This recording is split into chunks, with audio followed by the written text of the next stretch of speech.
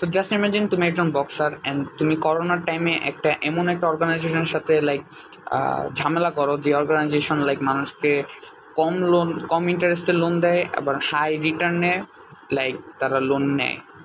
এখন কেউ যদি না দিতে পারে সো তাদেরকে মারে।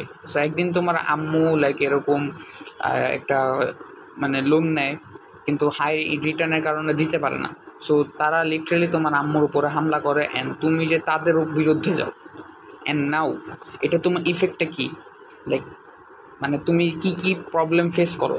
সো এরকম একটা থিম নিয়ে আজকে আমি একটা সিরিজের ব্যাপারে কথা বলবো, দ্যাট ইজ ব্লাডহাউন্ড রিলিজ হয়েছিল 2023 সালে, অ্যান্ড আমি বলবো আমার দেখা one of the best Korean series. কারণ হচ্ছে এই সিরিজে তুমি লাইক সাসপেন্স পাবা, অ্যাকশন পাবা, ভরপুর অ্যাকশন ভাই। আর অ্যাকশন এত ফিল হয় যে লিটারেলি মনে হইতেছে যে মানে লিটারেলি তুমি মনে হয় অ্যাকশনের ভিতরে আসো। প্লাস এই অ্যাকশন দেখার পরে তো আমার লাইক বক্সিং করার খুব ইচ্ছা করতেছে, লাইক যেভাবে দেখাইছে।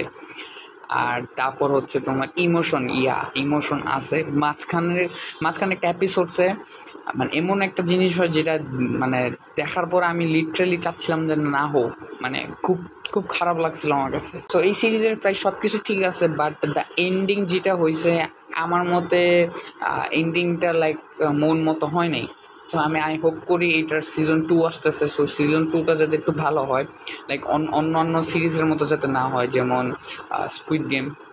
কারণ যে লেভেলের বাজে হয়েছিল সিজন লাইক 1 থেকে, আই গেস এইটা যাতে না হয়। এই সিরিজটা তুমি নেটফ্লিক্সে পাইতে পারো, তাছাড়া তুমি ইন্টারনেটে ভালোবাসা ইউজ করে এটা দেখতে পারবা। অ্যান্ড এই সিরিজটা 18+ আমার মতে। অ্যান্ড অফকোর্স ভাই, অফকোর্স মাস্ট ওয়াচ একটা সিরিজ।